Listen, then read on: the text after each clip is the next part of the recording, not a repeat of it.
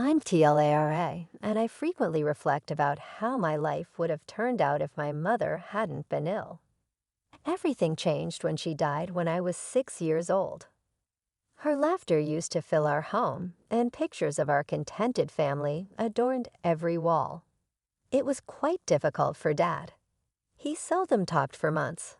He just went to work and returned home, and I did my best to keep quiet so as not to disturb him.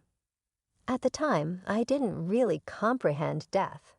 When would Mom return from heaven? I kept wondering. Dad would simply give me a strong embrace without saying anything. Then at a business function, he met Sandra. I saw Dad smile more when she began to join us for supper. I suppose that's why I remained silent when Mom's pictures began to fade from the walls one by one and were replaced by new ones featuring Sandra. One evening, Dad remarked, "Clara, Sandra, and I have something to tell you." I recall being anxious as they set me down in our living room, and I fiddled with the hem of my dress. He declared, "Sandra and I are getting married. She will become your new mother and live with us. Everything will be fantastic, you see." It wasn't great, though. Sandra began making changes as soon as they returned from their honeymoon. She painted the walls, moved all the furniture, and established what she referred to as house rules. She would say, "Clara, your room is a mess again," each morning. A young woman should maintain a neat environment. Additionally, I have a headache, so please play quietly. Even though I was only 6, I was often asked to help with housework. Dad would just respond to my complaints by saying, "Listen to Sandra, honey. She is aware of what is best for you." I heard them fighting in their bedroom one day. I tried to hear the words by pressing my ear against the door. Sandra was stating, "John, she's just not adjusting well. Maybe having her live with your mother would be preferable. She frequently expresses how much she longs to be with her family." "No," Dad said quietly. I made a commitment to Sarah. Before I promised to look after CLARA. Additionally, she left money for CLARA's college. I promised that it would be used for her education. Unbeknownst to me at the time, things were going to grow even more difficult. Everything changed once more when Sandra became pregnant a year later. Sandra kept talking about how she was finally going to have her own child, and Dad was ecstatic. I was someone else's child, never her own, and that's what I was to her. So those words stung more than any task or rule she had ever given me. I was 8 years old when Emma was born. I recall looking at my new baby sister through the nursery window as Dad and I were standing in the hospital corridor. Dad couldn't stop smiling when he saw how small she was, wrapped in a pink blanket. "Brittany, you're a big sister now," he declared with pride. "Won't you assist with Emma's care?" I nodded enthusiastically, not really knowing what it meant. However, I learned rather quickly. Sandra quickly made me her personal assistant when they welcomed Emma home. "TLARA, bring me fresh diapers. Clara, wash these bottles. Clara, hold Emma while I make a phone call." Demands continued unabated. I was able to cook basic baby meals, make baby formula, and change diapers by the time I was 9 years old. After school, I was stirring rice cereal and mashing bananas for Emma as other children my age played outdoors. I recall begging one Saturday, "But I want to go to Sarah's birthday party." "You must be here for Emma," Sandra stated forcefully. "She is cranky and teething." In addition, the mess she created in the playroom needs to be cleaned up. Emma and my duties developed together. I had to keep an eye on her all the time to make sure she didn't put something unsafe in her mouth or fall when learning to walk. Emma, meanwhile, received presents and lots of attention. A fresh toy or treat was given with each outburst. Emma discovered she could get me into trouble at any time when she reached 4, and she made advantage of that ability. Clara pushed me. She sobbed as she hurried to Sandra after purposefully spilling liquid all over her beautiful clothing. That weekend, I was confined to my room. She accused me the second time she smashed her pricey musical toy. She said that when it broke, Thilaera was playing with it. I lost my allowance for a month in order to pay for a replacement, regardless of the fact that I was completing homework at the time. The worst thing was when she used scissors to rip up her own party attire and then concealed them in my backpack. During one of her room inspections, Sandra discovered them. "What made you feel so envious?" I was shouted at by Sandra. "Are you aware of the cost of that dress?" However, I didn't. Dad cut me off as I was trying to explain, saying, "Go to your room. Later, we'll talk about your penalty." As I passed, Emma smirked at me from the doorway. She had discovered early on that I was held accountable for everything, while she could get away with everything. My sole reprieve from the chaos at home was Grandma Rose. It was like entering another planet every weekend when I was at her place, where I could just be a child.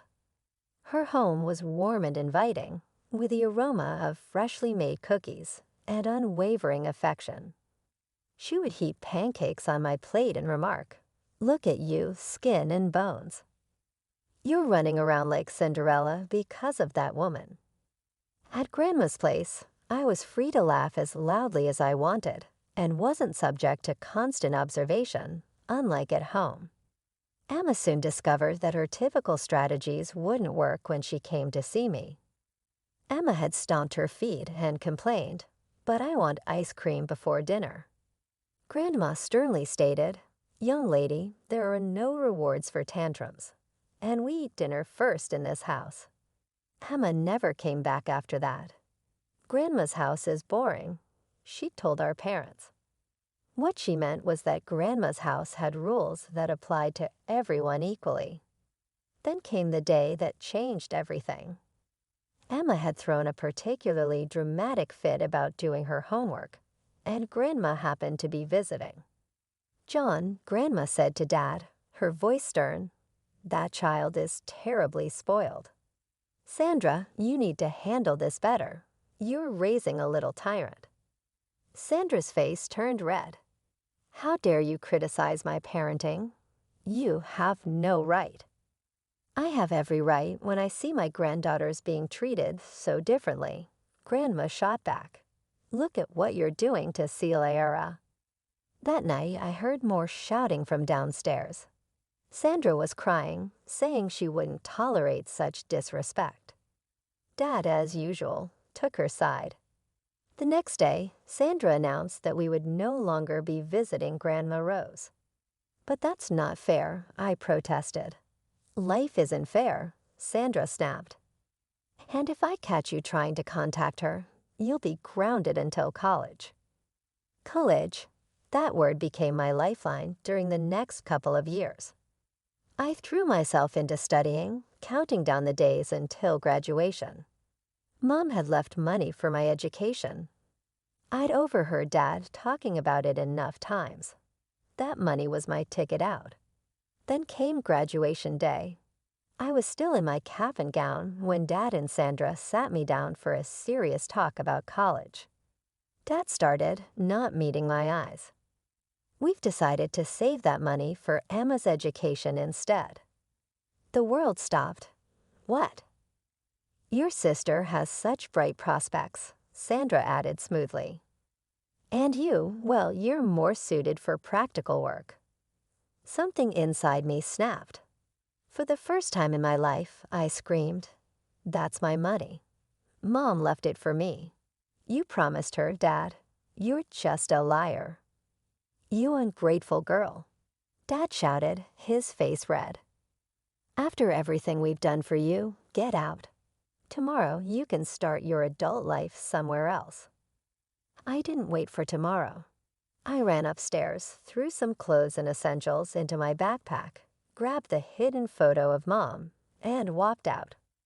My friend Jenny had always said I could stay with her family if things got bad, and now things had gotten as bad as they could get.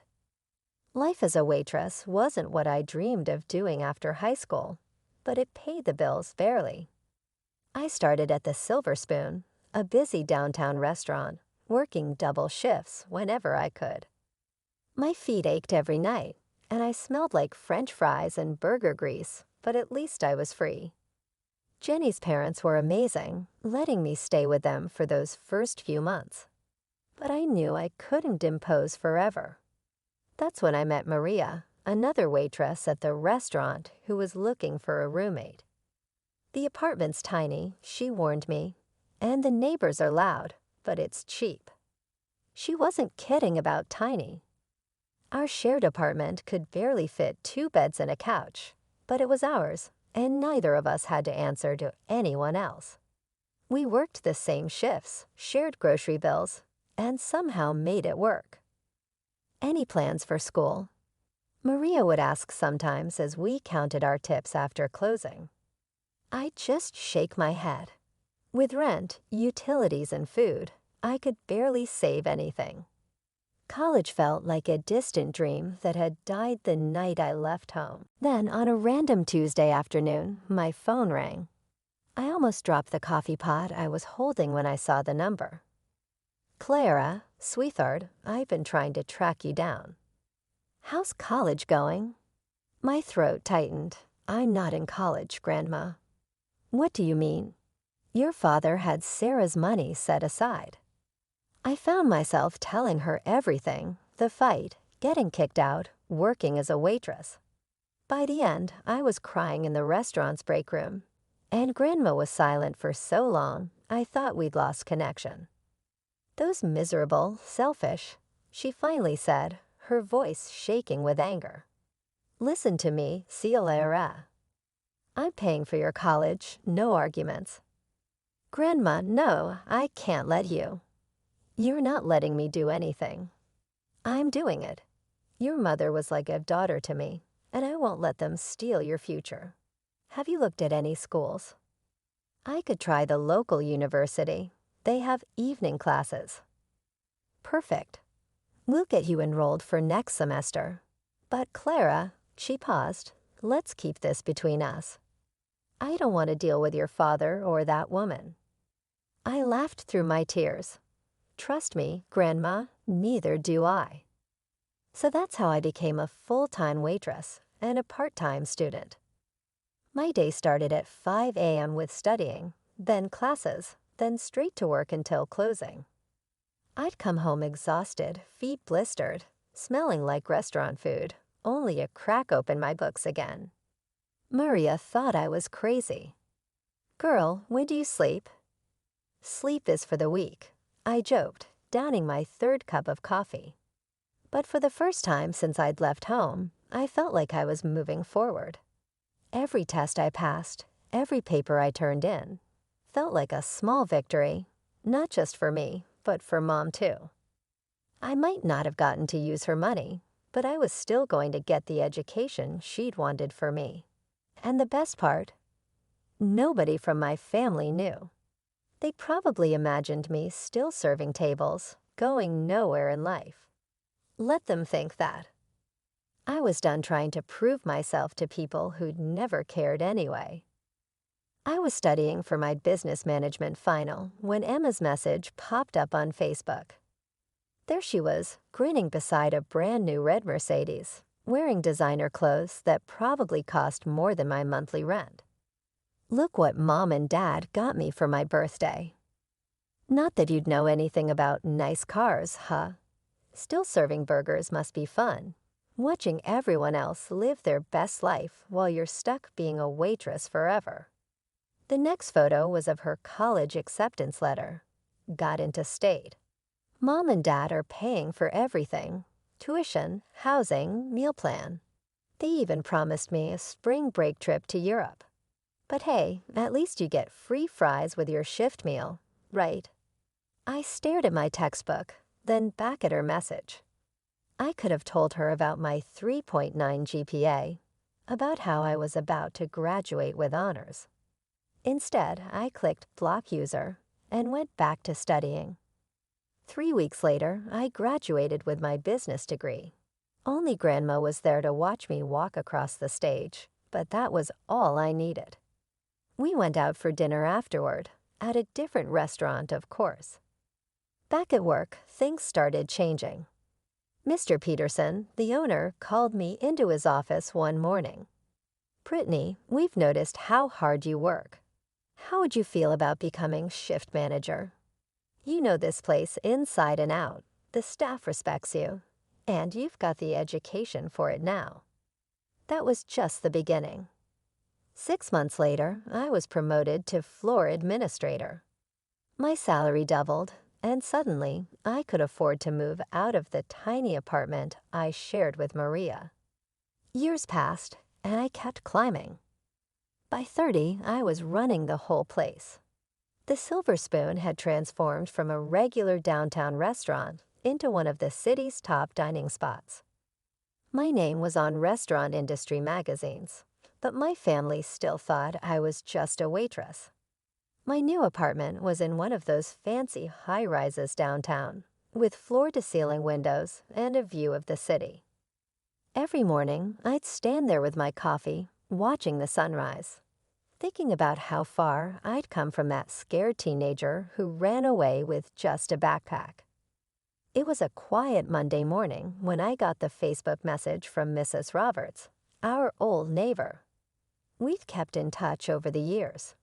She was one of the few people from my old life who'd been kind to me. She'd often slipped me cookies when Sandra was being particularly harsh, and once even helped me hide my mom's photo album when Sandra wanted to throw it away. "Clara, honey, I thought you should know. Emma's graduating next week, and she's planning something nasty.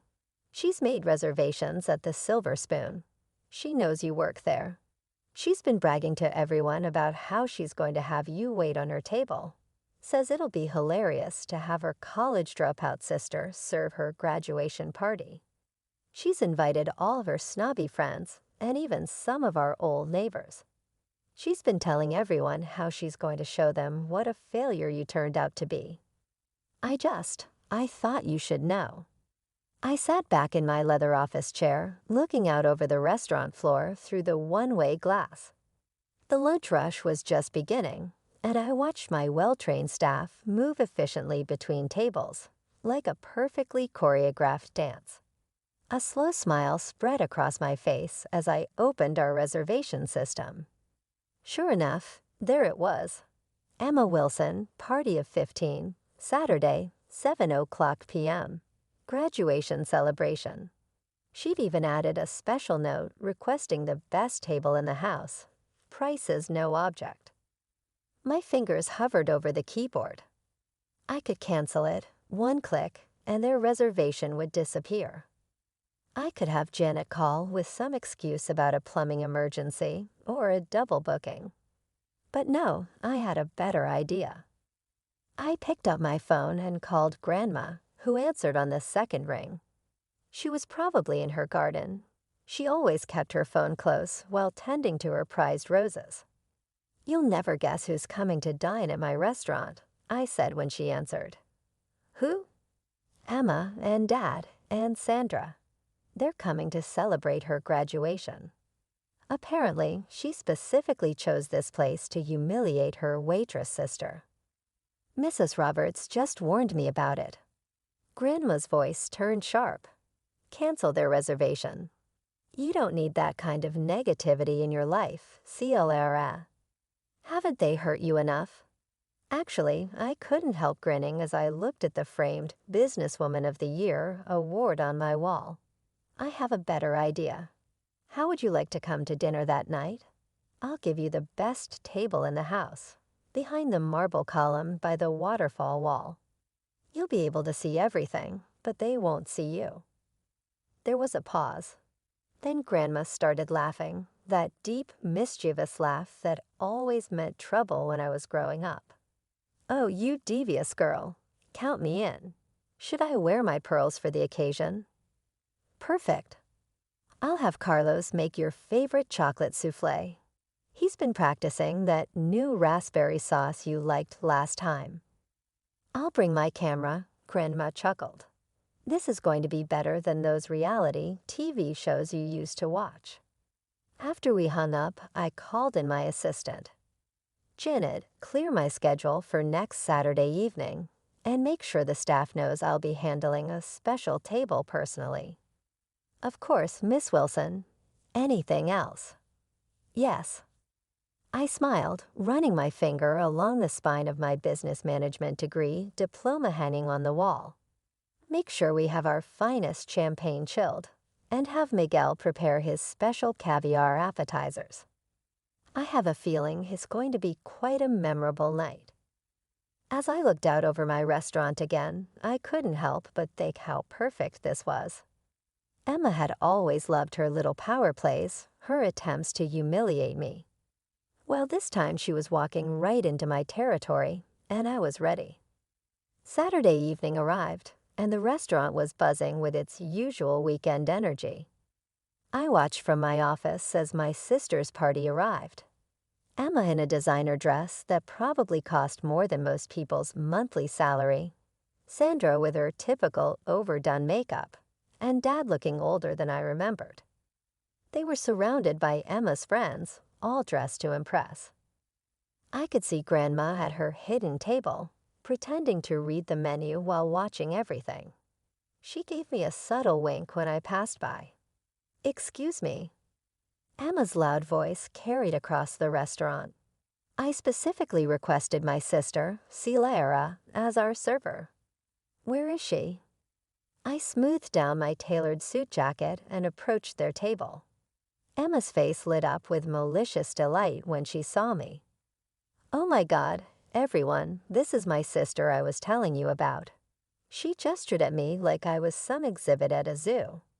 Still a waitress after all these years. I mean, I just graduated from state, and she's still carrying plates. The table erupted in laughter, led by Emma. Dad chuckled too, though he couldn't quite meet my eyes. Sandra just sat there with that superior smirk I remembered so well. "Look at her clothes," Emma stage whispered to her friends. "I guess that's what you can afford on a waitress's salary." I stood there in my Armani suit, letting them laugh. The irony wasn't lost on me. "What can I get for you this evening?" I asked professionally. Emma made a show of studying the menu. "Well, since you asked, I'll have the lobster thermidor." "Oh, wait," she looked up with fake concern. "Can you even afford to eat at a place like this? Do you know what lobster is?" More forced laughter from her friends, though some were starting to look uncomfortable. And after dinner, Emma continued, her voice dripping with contempt, "I want you to personally wash our dishes. I'll even give you a nice tip. Maybe you can buy yourself some decent clothes for once." I could see Grandma gripping her table's edge so hard her knuckles were white. Some of the guests were whispering among themselves, clearly embarrassed by Emma's behavior. Sandra finally spoke up, her voice cold. "Really, Clara, you should be grateful Emma chose your establishment for her celebration. Though I must say, I'm surprised they hired someone like you at such a nice place." "Actually," I said, my smile never wavering, "I won't be able to take your order or wash your dishes tonight." Emma's face darkened. "What do you mean you won't? I want to speak to your manager right now. I'll have you fired." "That won't be necessary," I said calmly. "The manager is already here." "Well, where are they?" Emma demanded, looking around. "You're looking at her." The silence that fell over the table was absolute. Emma's mouth opened and closed like a fish out of water. Dad's face had gone completely white, and Sandra looked like she'd swallowed something sour. That's impossible," Emma finally sputtered. "You're lying. You're just a waitress." Actually, came a familiar voice. "She's not just the manager. She owns 30% of this restaurant now." Grandma rose from her hidden table and walked over, her heels clicking on the marble floor. The look she gave Dad could have frozen hell over. "While you were busy spoiling one daughter and crushing the other, I put CLARA through college. She worked here as a waitress during the day and studied business management at night. Every single success she has, she earned herself. Emma jumped up, her face red. That's not fair. You're lying. She's nothing but a successful businesswoman who owns part of one of the city's most prestigious restaurants. Grandma cut in. Who bought her own luxury apartment while you're still living off Daddy's money? Is that what you were going to say? Dad finally found his voice. Mom, I don't. Don't you dare, John Wilson, Grandma snapped. You let that woman turn you against your own daughter. You gave away Cielara's college money her mother left specifically for her. Well, guess what? I'm making things right. I've already changed my will. Everything I own goes to Cielara. Every penny. Sandra leaped out of her seat. That's not possible. Emma is also your grandchild. Grandma said icily. Emma has had everything handed to her on a silver platter her entire life. She doesn't need my money, though from what I've seen tonight, she could use some basic human decency. Emma went totally crazy. She snatched up her wine glass and threw it across the table, causing food to fly and plates to break. This is unfair. All of you are only envious of me. Calmly, security, I called. Immediately, 2 guys in black suits emerged. Please escort these people out. You can't throw us out. Sandra let out a scream. Do you know who we are? Yes, I do, I said in response. My eatery is being disturbed by you trespassers. I'll contact the police and file charges for the damage to my property if you don't leave now. One of the security officers grabbed Emma's arm as she attempted to reach for another dish. They were all escorted to the door, and Dad simply stood there, looking bewildered. Clara, he tentatively phoned back. Please, can we talk? I walked away, turning my back. He did everything over the following several months, including making calls, sending emails, and even making an appearance at the restaurant once. I had him turned away by security. 5 years have passed since then. I've established 2 additional sites, and the Silver Spoon is currently the city's best-rated restaurant. Fortunately, Grandma is still going strong at 75, taking care of her garden and visiting the restaurant every Sunday for her chocolate souffle, so she kept her promise regarding the will. Emma sent me another message last week stating that she had changed and wanted to make things right. I pushed delete and resumed my work, as I usually do with communications from that period of my life. It's best to end some chapters. I'm Emma Collins, and I'm 25 years old. I recently received my fine arts degree from the University of California. There are difficulties in life as a recent graduate, but my narrative is about more than just adjusting to adulthood. It's about a family legacy, treachery, and persevering through hardship.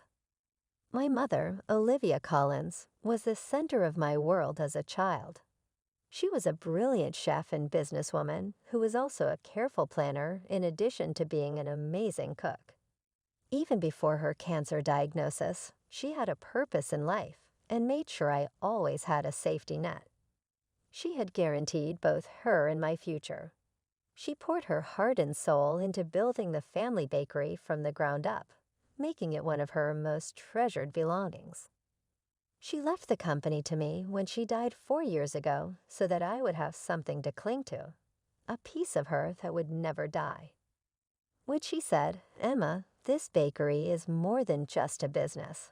We call it home. Our origins. You will always have a home of your own. She fought cancer, but she never wavered in her commitment to getting me ready for life without her. She ensured that I comprehended every aspect of the company, from handling suppliers to managing employees. Her love was demonstrated by her foresight, and I remember that every day.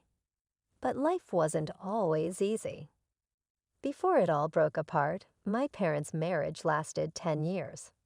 My father, Jack Collins, left us for someone else when I was a young child. There were only silent farewells, no theatrical altercations or courtroom skirmishes. He soon moved on, marrying Madison, a younger lady who seemed to naturally assume the roles of mother and wife. Soon after, their daughter Abigail was born, and even though I periodically went to see them, I never felt like I fit in with their new family.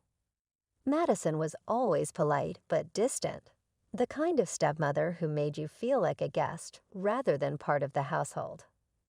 "Emma, would you like to stay for dinner?" she'd ask, her tone suggesting she hoped I'd say no. Meanwhile, Dad worked long hours, claiming he needed to provide for his family, a category that seemed to exclude me more often than not. Abigail, my half-sister, was 10 years younger and the apple of their eye. I'd see Madison fuss over her, braiding her hair or applauding her every little accomplishment. It was hard not to feel like an outsider. Despite all this, my relationship with my father remained cordial, though distant. He paid for my college education in a lump sum, perhaps out of guilt or obligation. It was his way of staying involved without actually being present. I accepted it without question because, at the time, I thought it was the best I could hope for. Little did I know that my mother's thoughtful plans and my father's hidden motives would set the stage for a storm I never saw coming. Losing my mother was the hardest thing I've ever faced. Olivia Collins wasn't just my mom. She was my anchor, my cheerleader, and the person who made me feel like I could take on the world. When she passed away from cancer 4 years ago, just weeks before I was supposed to leave for college, my world crumbled. The grief was overwhelming. It felt like a piece of me was missing, and for a long time, I struggled to even get out of bed. During those first few weeks, I was numb, barely able to process the fact that she was gone. That's when my father, Jack Collins, stepped in, offering help in a way I hadn't expected. He, along with Madison and Abigail, temporarily moved into the house to support me. At the time, I was too overwhelmed by my loss to question it. I was just grateful for the presence of people, even if our relationship had always been strained. "We're here for you, Emma," my dad said, placing a comforting hand on my shoulder. Madison nodded in agreement, her face carefully arranged to look sympathetic. Even Abigail, my half-sister, seemed to go out of her way to be kind, though her curious eyes wandered through the house, taking in every corner like it was a museum. At first, their presence brought some relief. Madison took charge of organizing meals and keeping the house running, while Dad helped with the overwhelming paperwork that comes with losing a loved one. Abigail would sit with me, chatting about school and her friends, offering small distractions from the crushing weight of my grief. It felt strange, but in those moments, almost comforting. As summer drew to a close and my college start date approached, I faced a difficult decision: what to do with the house. Selling it was unthinkable. It was my mother's legacy, the place she'd worked so hard to secure for us. But leaving it empty for 4 years didn't seem like a smart option either. That's when Dad came to me with a proposal. "Emma," he said one morning over coffee, "why don't we stay here while you're at school? We'll cover all the bills, maintain the place, and you won't have to worry about a thing." Madison, flipping pancakes at the stove, chimed in it would be good for everyone. Abigail loves her school here, and the house will be in great hands. At the time, it seemed like a practical solution. I agreed, grateful for the offer, and left for college with a sense that my mother's house and her memory would be cared for. College was a whirlwind of classes, assignments, and late-night study sessions, but coming home during breaks always felt like stepping into a different world. My visits were a comforting reminder of home, and over time, I started to notice something unexpected. The family dynamic at my mother's house was changing. When I came home for my first break, Madison greeted me with a warm smile and a home-cooked meal. "Welcome back, Emma. I made lasagna, your favorite," she said, setting the table as if she'd always known my preferences. Abigail, my half-sister, couldn't wait to drag me to her room to show off her latest artwork. "Look, Emma, do you think I should add more blue here?" she'd ask, her enthusiasm infectious. For the first time, she treated me like a sister rather than the distant relative who occasionally visited. As the years passed, these visits became more than just a chance to recharge. They started to feel like I was part of something bigger. During Christmas breaks, we decorated the tree together, arguing playfully over ornaments. "Tinsel is so tacky," Madison would declare, while I'd laugh and insist it was classic. Dad would lift Abigail to place the star on top, grinning as if this was the family he'd always envisioned. Those moments felt warm and genuine, almost like we were truly a family. Summer breaks were longer and even more relaxed. Abigail and I would spend lazy afternoons at the community pool or binge-watch movies while eating popcorn. Madison surprised me by inviting me to her book club, where we bonded over dissecting romance novels and laughed at the plot twists. Emma's insights are spot on, Madison told her friends one evening, making me feel included in a way I hadn't expected. Even Dad seemed to take a step back from his usual reserved demeanor. He'd join us for dinners and ask about my classes, genuinely interested in my life. "Your mom would be so proud of you," he said one evening, his voice thick with emotion. It was moments like these that made me feel like I wasn't just a visitor, I was part of the family. Over time, I began to see Madison and Abigail in a different light. Madison, who once seemed cold and distant, became almost maternal, always asking about my life and making sure I felt at home. Abigail's youthful energy and constant chatter filled the house with life, and her habit of seeking my advice made me feel like an older sister for the first time. The house, too, seemed to change with each visit. Small touches of Madison's influence appeared. A new set of curtains, a carefully arranged centerpiece on the dining table. But they were tasteful, blending with the warmth my mom had cultivated. It felt like we were all building something together, something that honored the past while embracing the present.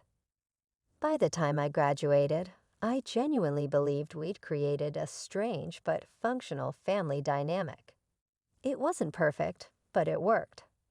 I never imagined how fragile it all was, how quickly the foundation we built could crack under the weight of hidden truths. Graduating from college felt like the start of a new chapter in my life.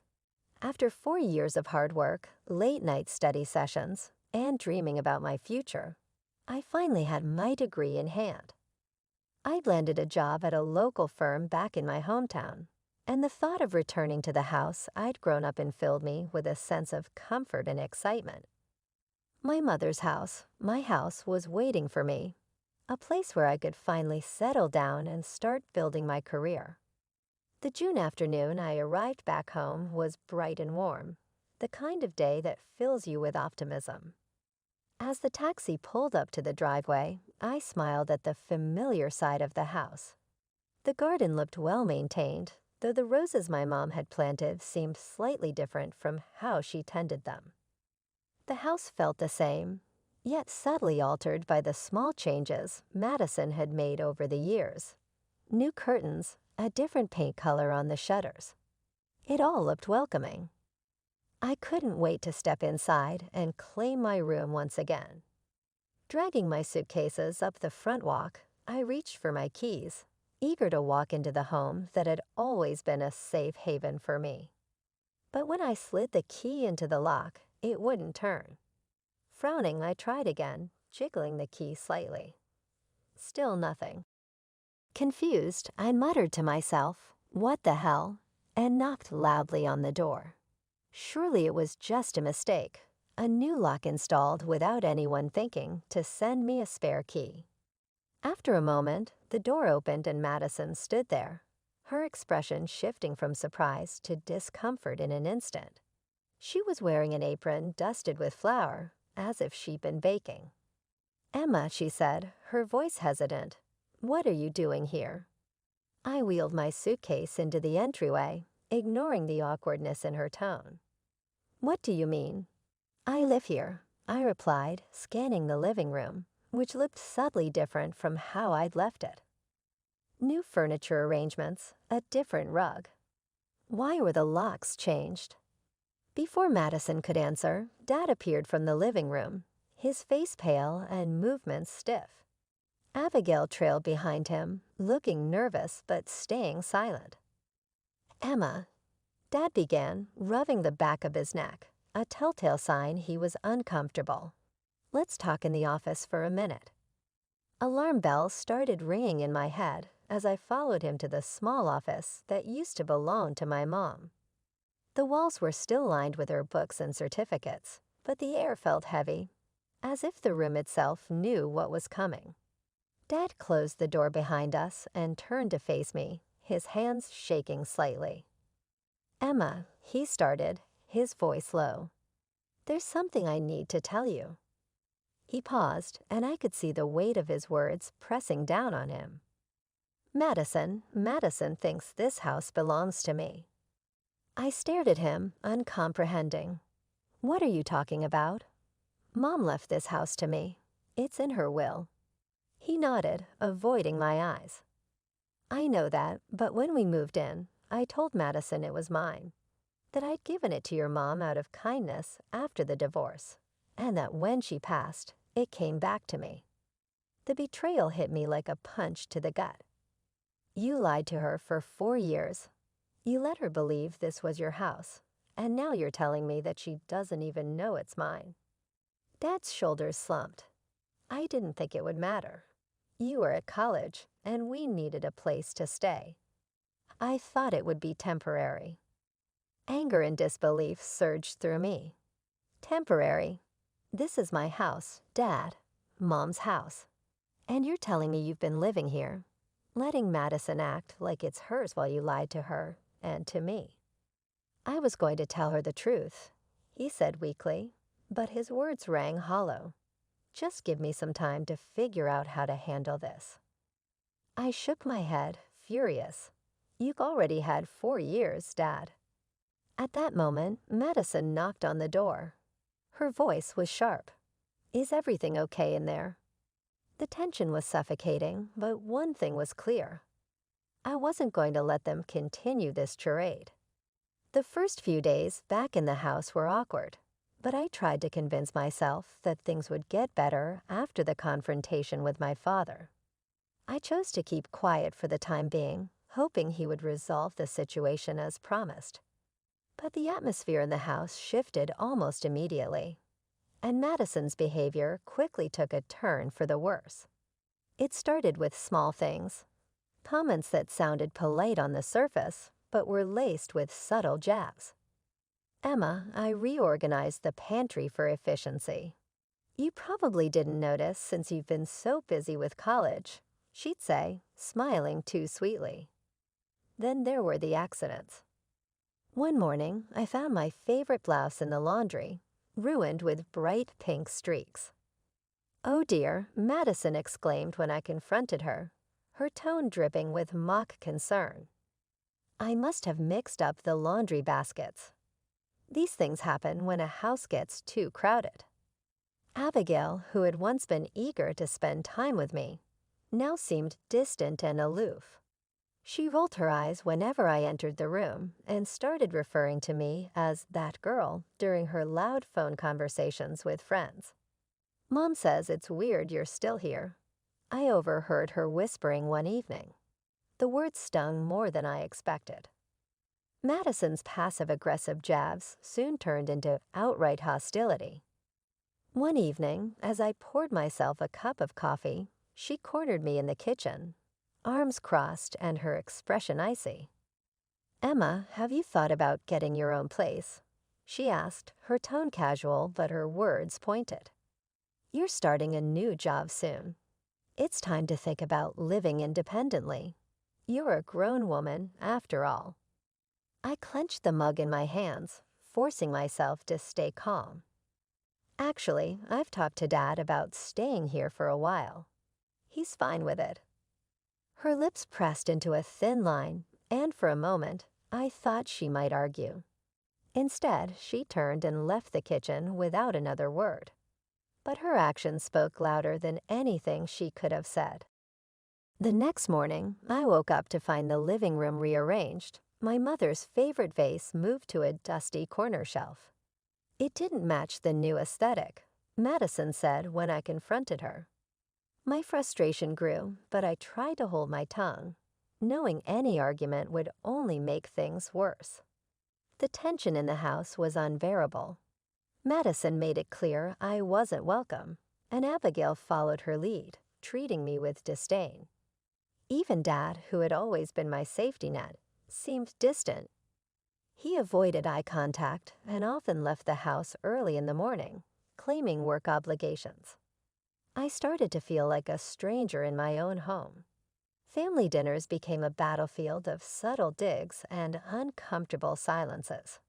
Madison would cook just enough food for 3 people, then feign surprise when I joined them at the table. "Oh, I didn't think you'd be here for dinner," she'd say, her tone light but her eyes cold. Abigail giggled at her mother's remarks, and Dad would sit quietly, avoiding any confrontation. As the days passed, the isolation began to wear on me. I found myself retreating to my room more often, avoiding the hostility that seemed to follow me around the house.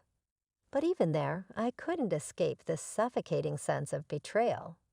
This wasn't just about Madison anymore. It was about my father, the man who had stood by silently as his wife chipped away at my sense of belonging.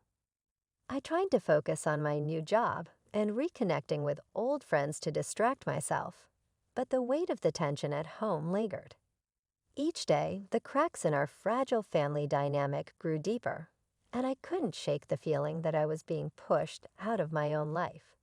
Saturday morning started unusually quiet.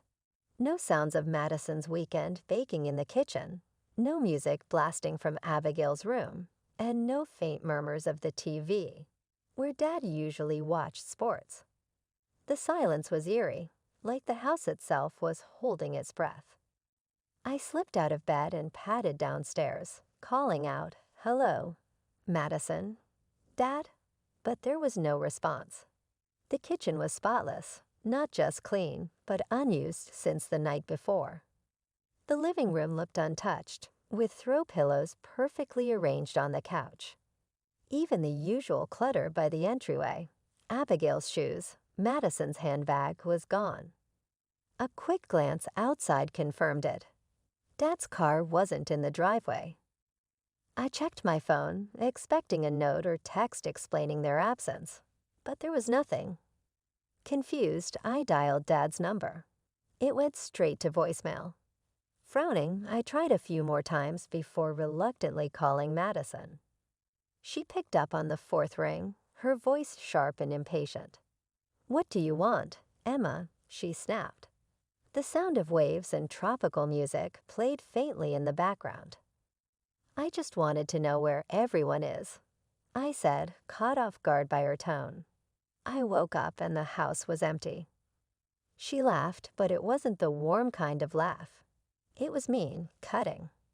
"Oh, didn't we tell you? We're in the Maldives. First-class flights, luxury resort, the works." Her voice dripped with mockery. "We didn't mention it because, frankly, we didn't want you tagging along and expecting us to pay for you." "What?" I stammered, disbelief mixing with anger.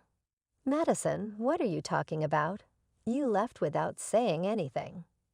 "Save it," she interrupted coldly. "I'm done with this whole situation. You're nothing but a freeloader, living in our house, mooching off us like you own the place. Your father might tolerate it, but I won't. Do you know how embarrassing it is to have a grown woman squatting in her home?" Her words hit like a slap, but she wasn't finished. "When we get back, I want you gone." Pack your things and leave, Emma. And don't think you can guilt your father into letting you stay. He agrees with me. He's just too spineless to tell you himself. We've already blocked your number. Have a nice life." The line went dead before I could respond. For a moment, I just stood there, the phone trembling in my hand. Her venomous words echoed in my mind, and the weight of the betrayal hit me like a tidal wave. But then something inside me shifted. The sadness and disbelief gave way to anger. White-hot, focused anger. This was my house. My mother's house, and I was done playing nice. I spent the rest of the day packing their belongings with a determination I didn't know I had. Madison's expensive clothes, Abigail's school supplies, Dad's golf clubs, all of it went into boxes and suitcases. I stacked them neatly in the garage, making sure not a single trace of them remained in the house. Every move felt cathartic, like I was reclaiming a piece of myself with each item I packed away. By evening, I had called a locksmith. "Can you change the locks immediately?" I asked, my voice firm. He arrived within the hour, replacing every lock in the house while I stood by, clutching the new keys like a lifeline. It cost a small fortune, but I didn't care. As I closed the door behind him, I felt a strange sense of relief. This was my house again, and no one was going to take it from me. Friday evening, I pulled into the driveway after a long day at work and immediately spotted their car. They were back. Madison, Dad, and Abigail stood near the front steps, surrounded by their suitcases and boxes from the garage. Madison's face was flushed with fury, her hands gesturing wildly as she spoke to Dad.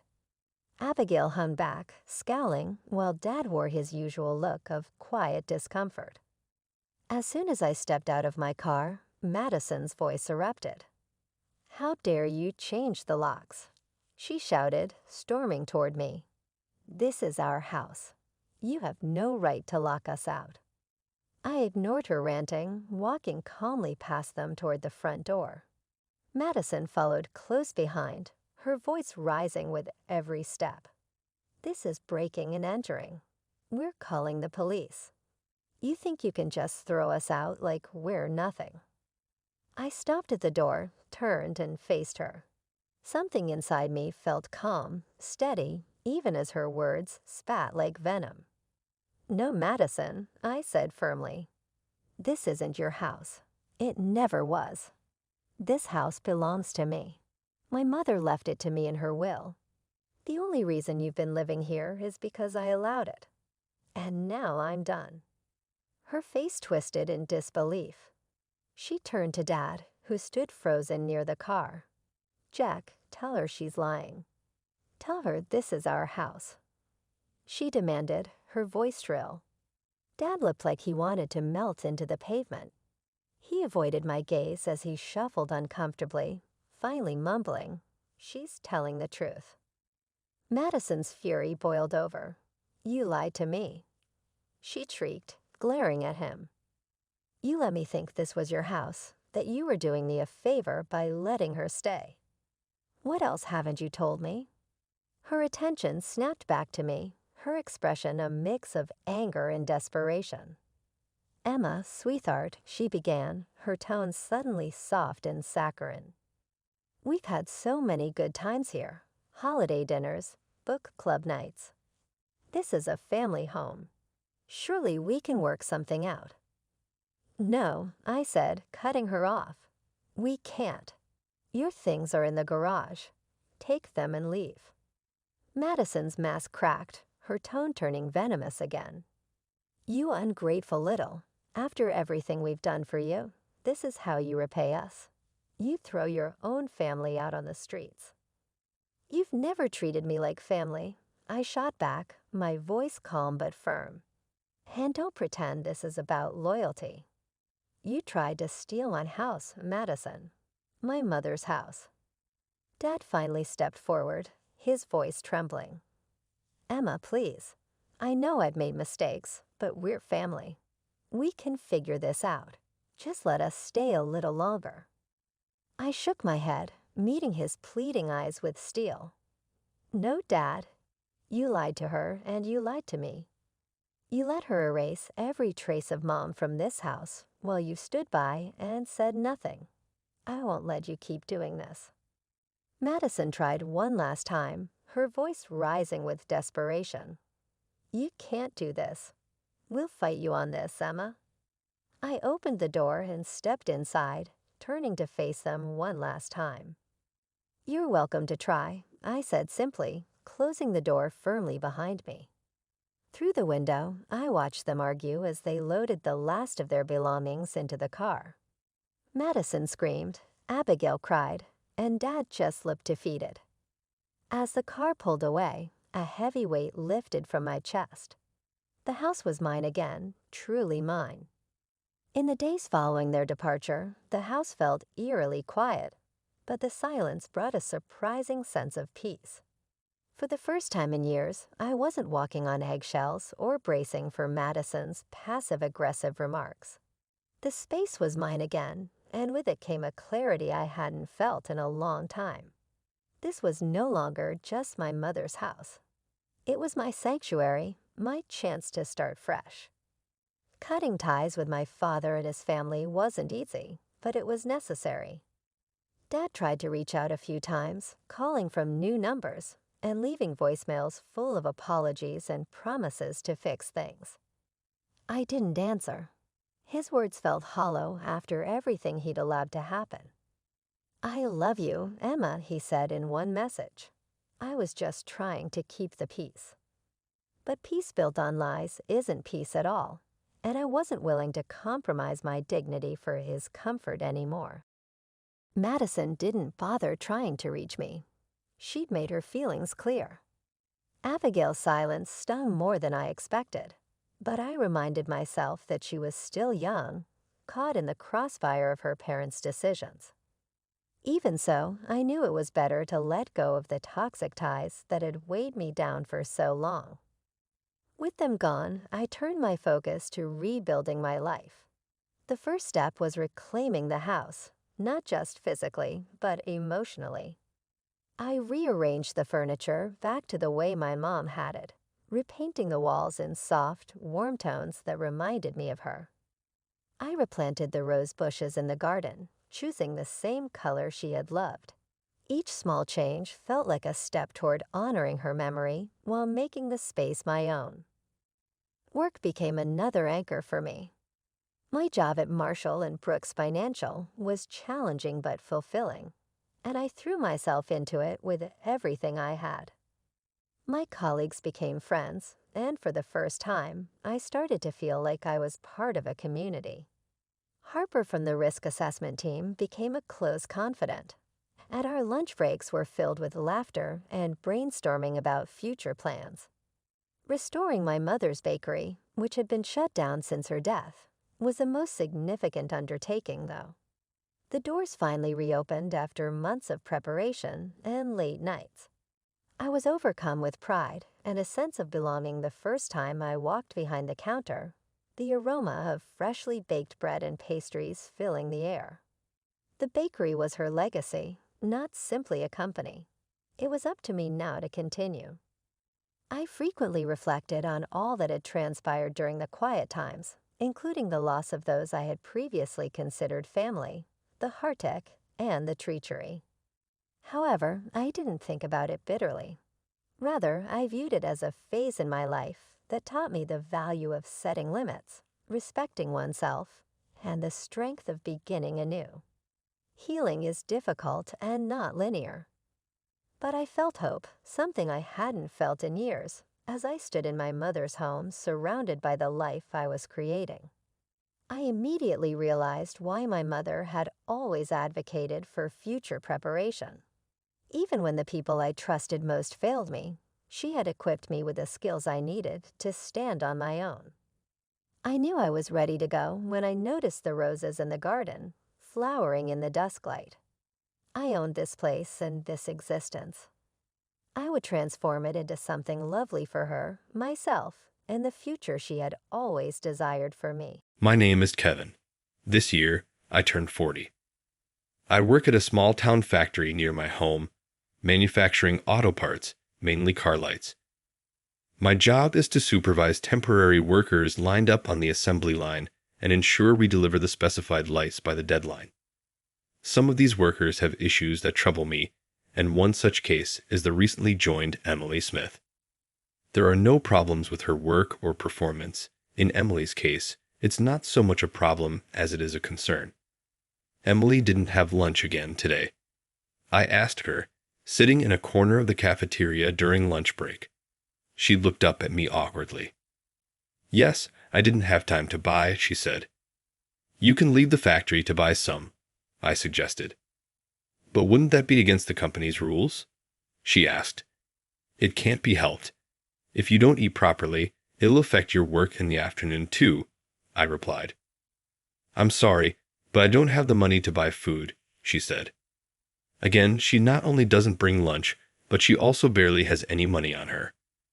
Even as a temp, she should be making between $1,800 to $2,000 a month, including overtime. The pay might be low, but it's not so bad that she should always be struggling financially. Plus, she lives with her parents. She should have some money to spend. Hey, are you managing your money properly? I asked. And Emily, you should take more care with your appearance. She looked down as I said this. Emily had just graduated from high school, but frankly, she was unkempt. Although she seemed to bathe, it appeared she wasn't washing her company uniform properly, as it was dirty and worn out. She smelled bad, causing complaints from other temp workers. I'm sorry. I'm not allowed to use the washing machine, she explained. That can't be true. Everyone's getting upset, so please come properly dressed from tomorrow, I insisted. She nodded weakly to my words, but at that time, I didn't realize she was in a situation far worse than I could have ever imagined. These young people nowadays really lack discipline. That night, after finishing work and returning home, I grumbled to my wife Susan for dinner about Emily again. Yes, she doesn't really bring lunch, she's careless with money, and on top of that, not washing her clothes is just the worst. Don't you think? Oh, that topic again. Susan's expression clouded. Lately, I have been complaining about Emily to my wife quite a bit. She must be tired of hearing it, but Susan's reaction was unexpected. Maybe Emily is being mistreated by her parents, she said. What do you mean? I asked. I've been hearing some rumors in the neighborhood, and it got me thinking, Susan explained. She then told me about a recent rumor she'd heard. Apparently, in a family that had moved into a public housing complex, a daughter was being neglected by her parents. The family's last name is Smith. Could it be? Well, it seems that girl is her father's stepchild and the family treats her coldly, Susan said. Can you keep an eye on her for a while? Understood. I was stunned by my wife's words, but thinking about it, it explained why Emily didn't bring lunch or have any money if her parents were taking all the money she earned. Just the thought of it made me feel sick. However, I was about to witness something even more shocking. It happened on the weekend while shopping at the supermarket with my wife Susan. I coincidentally saw Emily. Come on, hurry up and walk. Stop it, Kevin. Emily was being hit by a little boy. It was more like playful punching around her waist, but she clearly didn't like it. Besides, there were a man and a woman who looked like her parents, laughing loudly as they watched.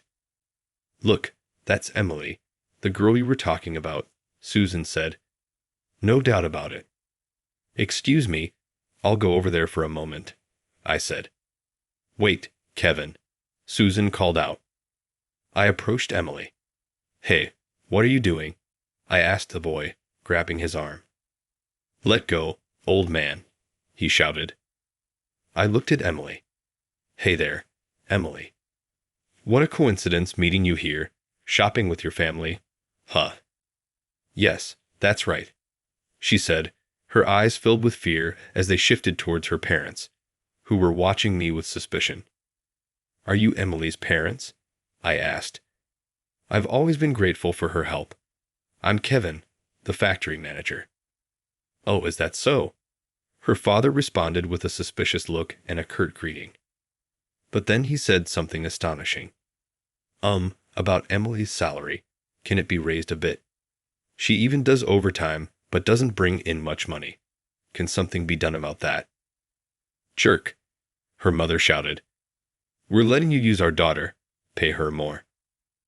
Let go, you old jerk. The boy, whom she called Kevin, tried to shake off my hand. I released his hand. Fine, don't mess with me, he said, and ran back to his parents. Dad, beat up that old jerk, Kevin shouted. Not here. We'll deal with it later. The father laughed loudly and crudely at his son's words. What's with these people? Susan murmured beside me.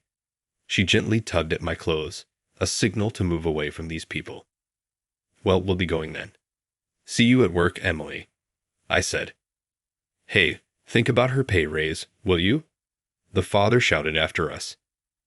Ignoring the shouting boy, we walked away from the Smith family. Emily watched us leave with a longing gaze. Kevin, thank you for yesterday. The next day at work, Emily approached me. I didn't realize what you were going through. I'm sorry for any thoughtless things I've said before. I know it's embarrassing, but I couldn't do anything about it, she said, and began to slowly share her circumstances. Since her parents divorced and she was taken in by her father, Emily had always been burdened with household chores. Because of this, there were times she couldn't go to school. After middle school, she worked part-time while attending a night high school with her father's permission. At that time, she wasn't deprived of her earnings. She had to manage everything herself, but she lived relatively freely. However, everything changed after her father remarried. Her stepmother disliked her and treated her coldly, teaching Kevin, her stepbrother, to treat Emily like a servant. Her father never reprimanded the stepmother's behavior. Instead, they demanded she pay back for being raised by taking all her earnings from her part-time jobs. Her clothes and personal belongings were thrown away by her stepmother, and she was even restricted from bathing often and washing her clothes. That's why I couldn't wash my uniform freely, and it got all tattered. I'm really sorry, she concluded her story. I was speechless for a while, overwhelmed by her situation, which was worse than I could have imagined. Despite being in such a tough situation, I thought she was strong for enduring it alone, but also felt deeply sorry for her. Then I handed her something. Here, eat this if you'd like. What is this? She looked at the package I handed her with a confused expression on her face. My wife made this packed lunch especially for you. She really wants you to have it. Just give me back the empty box when you're done. No rush. Wow, your wife made this homemade lunch for me. I'm so touched, she said, tears welling up in her eyes. Trying to hold back her tears, she said in a trembling voice, Thank you so much. Even though I've been such a burden, it's okay. Also, could you hand me your uniform over the weekend? My wife is eager to wash it for you. Are you sure? You're doing so much for me, she responded in a tearful voice. That's all we can do for you. And remember, if you ever want to leave your current situation, you can always talk to us. Thank you, but what would my family say if I accepted help? Tears streamed down her face as she tried to hold them back. It's okay. I know someone who's an expert in these matters. We can definitely help you. I gently rubbed her shoulders to reassure her. Sobbing, she expressed her feelings. I don't want to live in that house anymore. I want to have a normal life like everyone else. Please help me. Her pain, borne in silence for so long, resonated painfully with me. That night, the front of my house became a bit of a battleground. Hey, where did you take Emily? Bring her out. For some reason, Emily's father came to my house demanding her return. He kept banging on the door, yelling at us inside. Susan looked at him anxiously. Hey, are we okay? She asked me. We are fine. Besides, if we engage with him, Our house will turn into a mess. I reassured her while holding her shoulder. Emily wasn't even here to begin with. It's a hassle that he showed up like this. For now, I've called the police, just like you said. Susan whispered to me while holding her phone. Good, that's the right move. I smiled at Susan and took the phone from her. I then dialed a certain number. Soon after, Emily's parents were taken away by the police. Phew, that was scary. I'm sorry for causing this. Emily's apologetic voice came through the phone. I spoke gently to her over the phone. No, it's okay. Did you manage to get to the station all right? Yes, I'm on my way to the NPU you told me about. Emily replied happily. Yes, I was the one who helped her run away from home. The reason Emily's parents came to my house was that I had advised her to leave a note implying she was heading here. I thought it would buy her some time to escape. But are you sure I'll be accepted? She sounded anxious. Don't worry. Helping kids oppressed by their parents is what that NPU does. Thank you so much. Her voice trailed as she spoke. I could sense her near tears even over the phone. I've done what I can now. It's up to you. You have to carve out your own life. You okay with that? Yes, I'll be fine. You've endured your family's unreasonable treatment for so long. I'm sure you'll be okay, no matter what difficulties you face. Yes. Oh, I've arrived. I'm going to hang up now. All right. Take care. Yes, thank you for everything. With those words, the call ended. I gently moved the phone away from my ear and smiled kindly at Susan beside me. She'll be fine. She's brave enough to ask for help. Susan smiled back and gently held my hand. Later, I heard that the NPU had reported Emily's parents to the police, and they were being investigated. Her stepbrother Kevin was taken in by his father. The next day, when the employees wondered about her absence, I simply said she had moved. Years passed in the blink of an eye. Look, Kevin, we've got a Christmas card from Emily. Really? I exclaimed as Susan handed me the card. In the Christmas card, she appears posing with her husband. She is also holding a cute baby in her arms. All three were smiling happily. She says the baby girl was born healthy last year. We need to send a gift. Emily had successfully severed ties with her parents and started a new family after our intervention. We still catch up over the phone every few months. She's now a mother. She's going to be a great mom. I agree. We smiled at each other while looking at the Christmas card. Though Emily had endured tough times, she was now happily living with her new family. I'm glad I listened to her plea for help back then, and I'm profoundly grateful to Susan for her support. Watching her smile, I thought to myself, I truly wish from the bottom of my heart that she continues to lead a happy life.